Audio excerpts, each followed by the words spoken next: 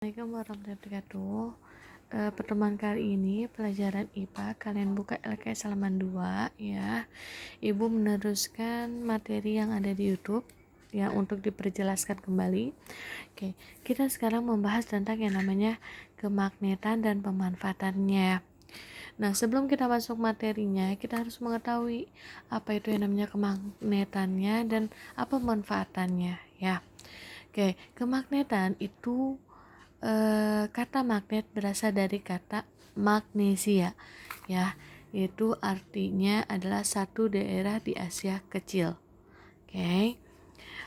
Diperkirakan beberapa abad sebelumnya, sebelum Masehi, di daerah itu ditemukan suatu jenis batuan yang memiliki sifat dapat menarik bahan besi atau baja. Nah, itu yang dinamakan yang namanya kemagnetan ya. Pertama kali yang menemukan kemagnetan itu adalah orang Cina ya nak. Orang Cina itu adalah kali pertama memanfaatkan batu bermuatan sebagai kompas, baik di darat maupun di laut. Dengan itu ya, pokok pertama kali itu adalah orang Cina. Oke.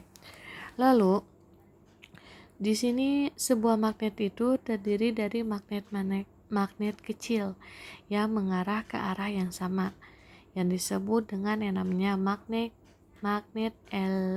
elementer ya. Oke. Terus magnet ini memiliki dua kutub, yaitu ada kutub selatan dan ada kutub utara. Oke. Lalu di sini Ibu jelaskan tentang yang namanya sifat-sifat magnet ya nak. Sifat-sifat magnet itu ada dua. Yang pertama, sifatnya itu adalah kutub-kutub magnet sejenis. Jadi magnetnya sejenis nih. Maksudnya apa? Maksudnya itu yang kutub utara dengan kutub utara ya, atau dengan kutub selatan dengan selatan. Jadi berupa magnetnya seperti ini ya. Oke. Ini adalah utara dan ini adalah selatan. Ini adalah kemagnetan. Oke. Ibu lanjut lagi. Kalau misalnya kutub utara dengan kutub utara atau kutub selatan dengan kutub selatan, itu dia akan saling tolak menolak ya. Tidak akan menyatu, dia akan tolak menolak. Oke. Kedua, itu ada yang namanya kutub-kutub magnet tidak sejenis ya, atau kutub utara dengan kutub selatan, atau sebaliknya kutub selatan dengan kutub utara, itu dia akan saling tarik menarik ya. Oke, paham sampai sini? Ini adalah gambar sebuah magnet. Oke, kita lanjut ya. Sekarang kalian lihat sini, lihat halaman 2. Ini adalah sebuah kompas. Nah, tadi siapa tuh yang menemukan, yang memanfaatkan batu muatan sebagai kompas? Yaitu orang Cina ya. Oke, lihat sini. Jarum ini memiliki ada kutub utara dan kutub selatan. Medan magnet bumi mengerjakan gaya magnet kepada jarum kompas ya. Terus kutub utara jarum kompas menunjukkan ke arah kutub utara, atau kita sebut dengan yang namanya geografis bumi. Jadi kompas juga tidak berhenti, jadi dia berputar. Nah, itu seperti itu ya. Nah, yang tadi Ibu sudah menjelaskan bahwa kutub magnet itu kalau yang dia senama, dia akan tolak menolak, atau yang sejenis ya.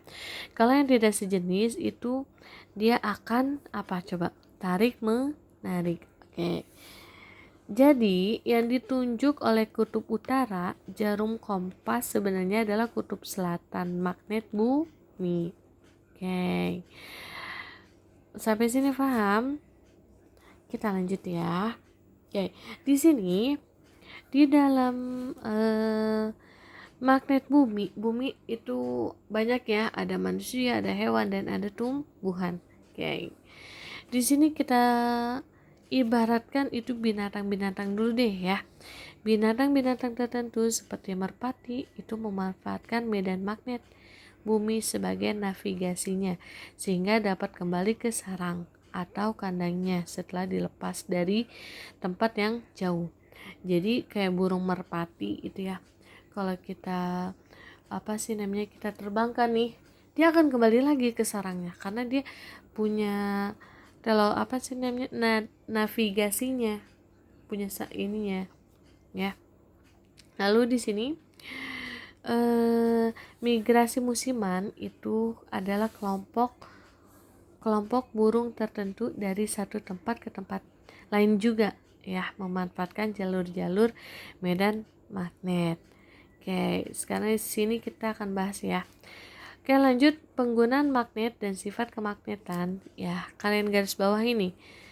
Penggunaan magnet dan sifat kemagnetan itu di dalam tubuh hewan atau manusia itu disebut yang namanya biomagnetisme. Ingetin ya.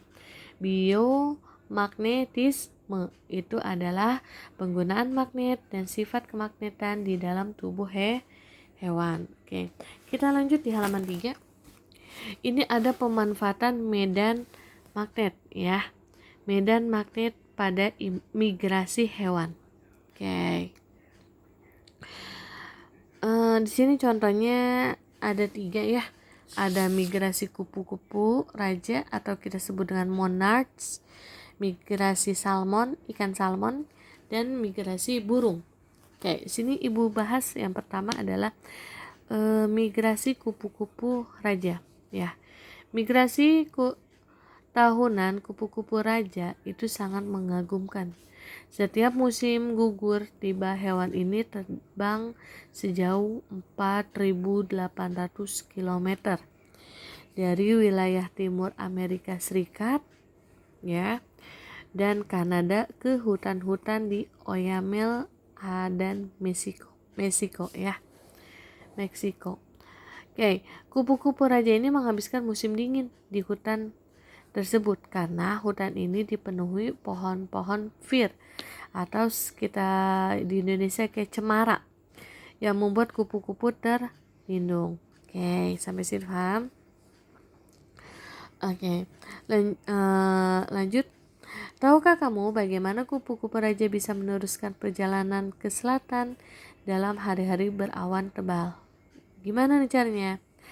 Menurut tim peneliti dari University of Massachusetts Medical School menemukan bahwa kupu-kupu raja memiliki kompas magnetis di dalam DNA ya.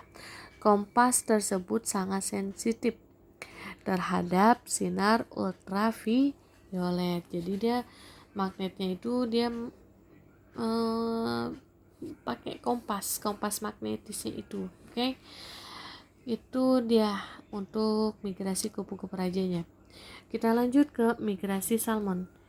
Ikan salmon ini dia menggunakan medan magnet sebagai navigasi laut saat kembali ke sungai. Dia hampir sama kayak burung merpati, sama ya. Oke, para ilmuwan Amerika Serikat mengatakan memori dari medan magnet saat pertama kali memasuki perairan laut akan membantu ikan salmon ini menemukan jalan kembali ke sungai. Ya. Dengan apa tadi? Dengan navigasinya.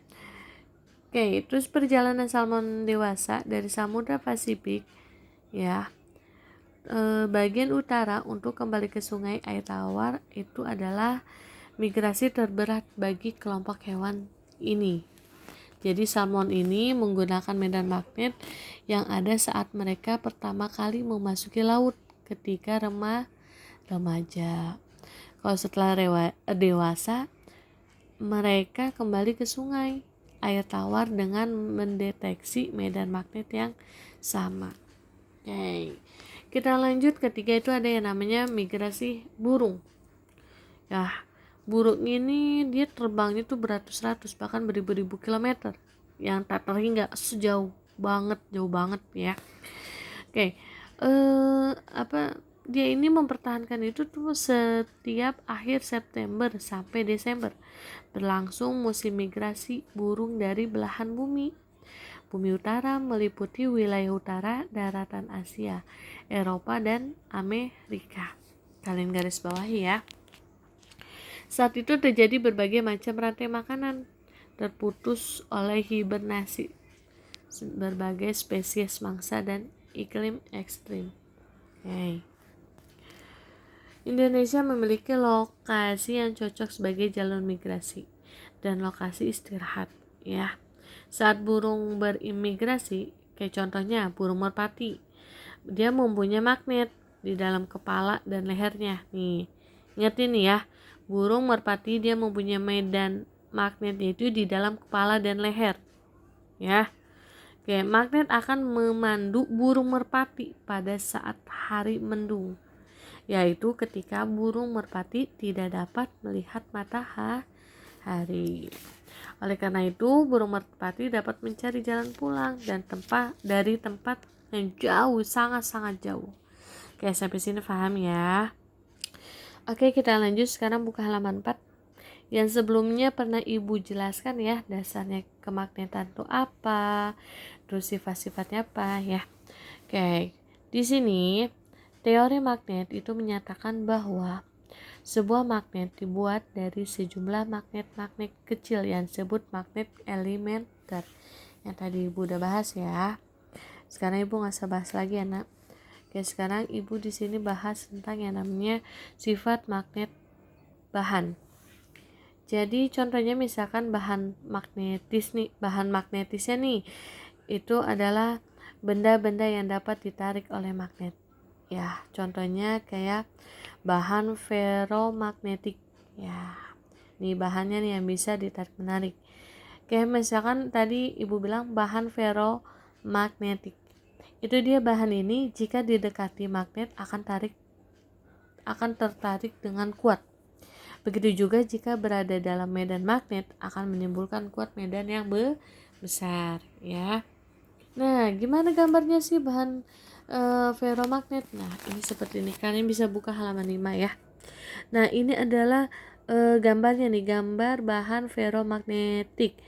Sering digunakan untuk membuat magnet tetap seperti besi, nikel, kobalt, dan baja. Coba aja kamu misalkan magnet nih yang biasa yang bundar itu tuh, magnet kamu sentuh ke dalam besi itu dia akan tarik menarik. Coba aja ya, dia akan tarik menarik, akan susah untuk dilepaskan. Itu seperti itu. Jika suhu bahan dinaikkan bahkan dapat sampai 770 derajat Celcius. Wow, itu panas banget kali ya.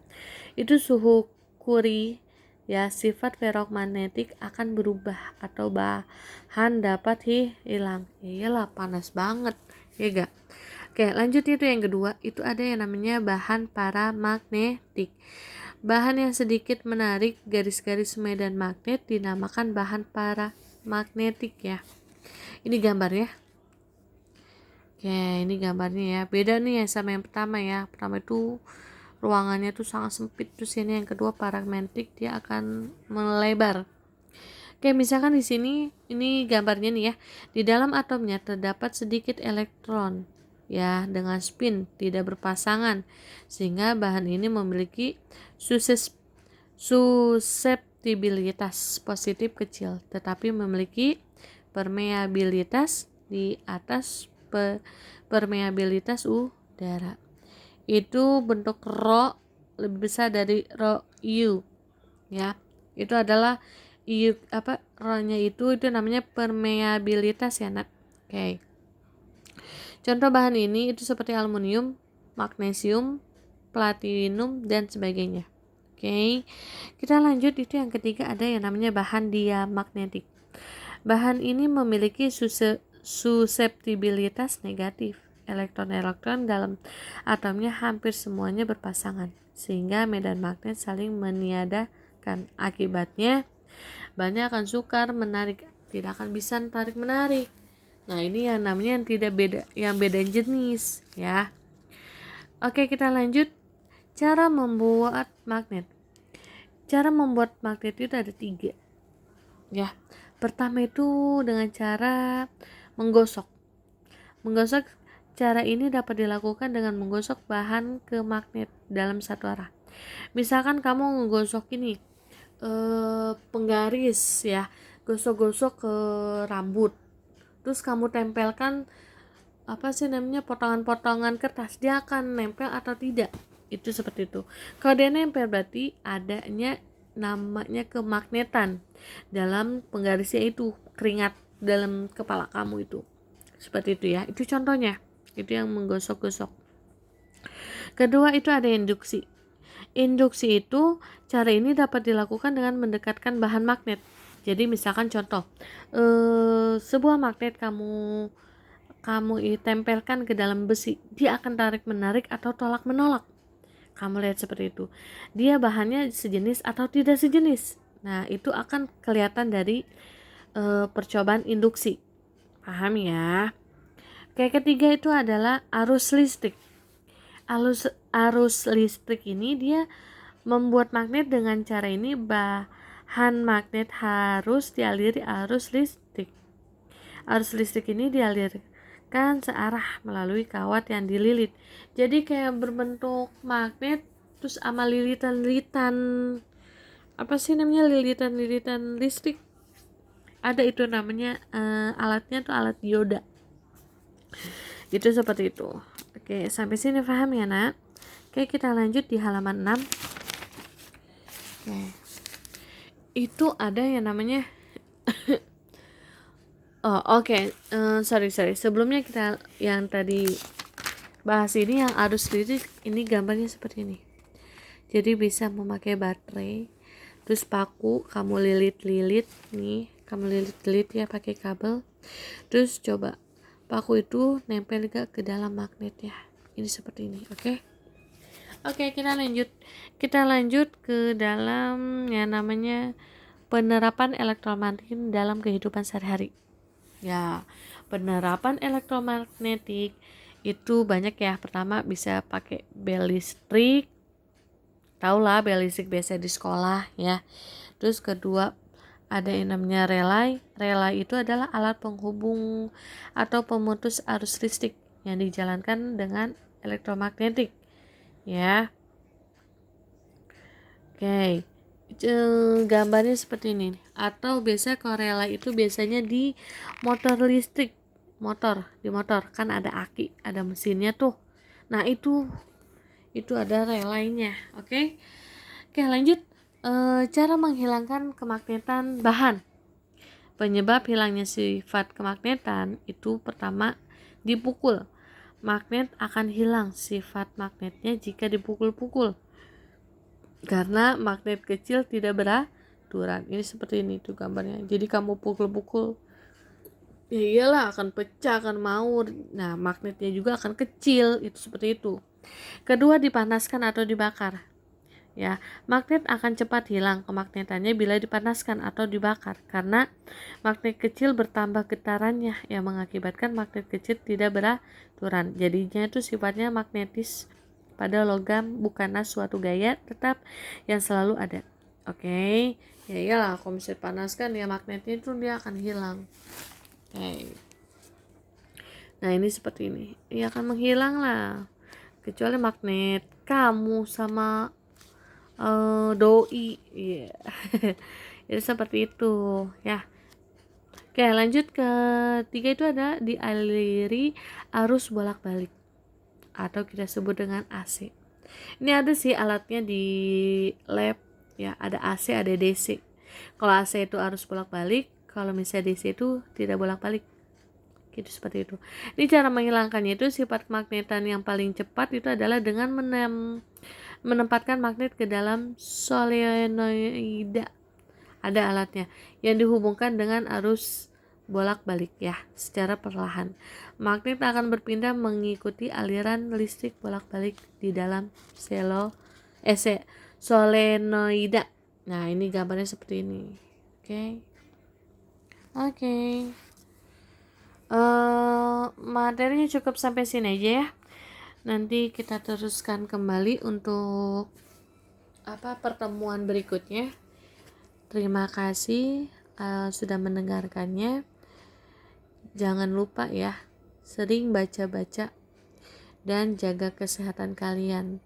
Jangan sering keluar ya. Jangan lupa cuci tangan, sering cuci tangan, sering wudhu.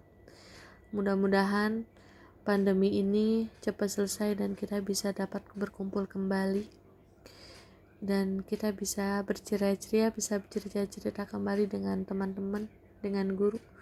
Ibu udah kangen sekali dengan masa-masa sekolah. Oke, cukup sekian dari Ibu. Terima kasih atas waktunya untuk mendengarkan materi Ibu. Wassalamualaikum warahmatullahi wabarakatuh. Tetap semangat ya anak-anak, jaga kesehatan kalian. Ibu sayang kalian semua.